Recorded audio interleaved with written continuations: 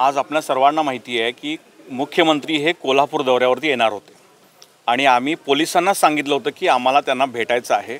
आम्ही सगळेजण शेतकरी एकत्र जमून त्यांना भेटू इच्छितो।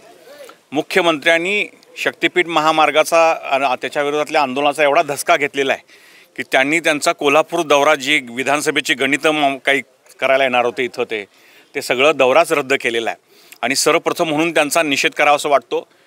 मुख्यमंत्री गेले 3 महिने झालं शेतकरी आंदोलक जे आहेत त्यांच्याशी चर्चा करत नाही आहेत आणि स्वतः मात्र सोशल मीडियाच्या द्वारे व्यक्त होत आहेत।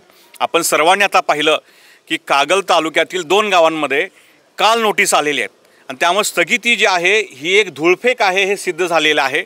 कुठलाही लेखी आदेश त्याच्यामध्ये नाही आहे आणि म्हणून आम्ही आज ठरवलं की मुख्यमंत्री जर शेतकऱ्यांना भेटत नसतील तर आज या नोटिसांची होळी करून आज मुख्यमंत्र्यांच्या प्रतिमेला त्याच काय करायचं निवेदन जे आहे ते सादर करायचं। पण मुख्यमंत्र्यांनी पोलिसांना कोल्हापूर जिल्ह्यातले आदेश दिलेले आहेत की जे गांधीगिरी पद्धतीने शांततामय मार्गाने माणगावचा इतिहास आपल्याला सर्वांना माहिती आहे।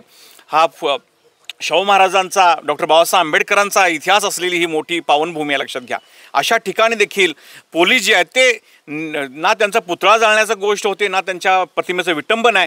फक्त त्यांचं आम्हाला सगळ्यांना आदराचे व्यक्ती आहेत मुख्यमंत्री जे आमच्या राज्याचे आणि त्यांना निवेदन त्यांच्या प्रतिमेला सादर करणं, कारण प्रतिमा लावायची नाही काय मग कुठे असा काही आदेश एक फतवा काढलेला आहे का मुख्यमंत्र्यांनी? आणि मुख्यमंत्र्यांनी असंही या पोलिसांना सांगितलं आहे की माझी प्रतिमा जी आहे ती ह्यांना आंदोलकांना देऊ नका आणि तुम्हीच फाडून टाका।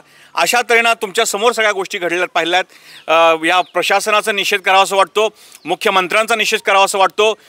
त्यांनी जर आता तात्काळ हा महामार्ग रद्द नाही केला, स्थगिती नकोच आहे, महामार्ग रद्द नाही केला तर गांधीगिरी पद्धतीने जे चाललेलं आंदोलन आहे आता आमच्या ह्या शेतकऱ्यांना छत्रपती शिवाजी महाराजांनी भगतसिंगांच्या मार्गाने आंदोलन चालवावं असं अशा मुख्यमंत्र्यांची इच्छा आहे। कारण त्यांना जर तसं नको असेल या पद्धतीनं आक्रमक आंदोलन तर त्यांनी हे जे तात्काळ शक्तिपीठ महामार्ग जो आहे तो रद्द करायला पाहिजे। कंत्राटदारांचं भलं न करता शेतकऱ्यांचं भलं केलं पाहिजे।